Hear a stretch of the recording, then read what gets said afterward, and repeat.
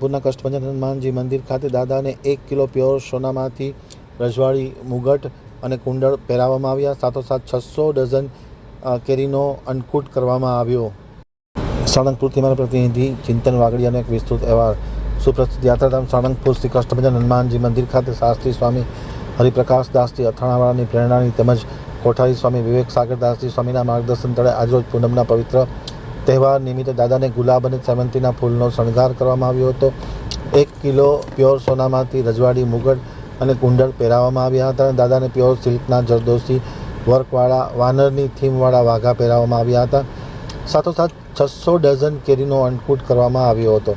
5:30 કલાકે મંગળા આરતી પૂજારી સ્વામી અને સવારે 7 કલાકે કોઠારી વિવેક સાગર દાસજી સ્વામી અથાણાવાળા દ્વારા શણગાર આરતી કરવામાં આવી હતી. મોટી સંખ્યામાં લોકોએ આ દર્શનનો લાભ લીધો હતો અને ખાસ કરીને મુગટમાં ફૂલ ઝાડ અને 2 મોટા કમળની ડિઝાઇન 4 ચાંદ લગાવે તેવી હતી. 350 કેરેટ લેબ્રોન ડાયમંડથી જળતર કરાયેલો આ મુગટ બનાવતા 18 કારીગરોએ 3 મહિના જેટલો સમય લીધો હતો, જે દાદાને આજે શોભામાન છે.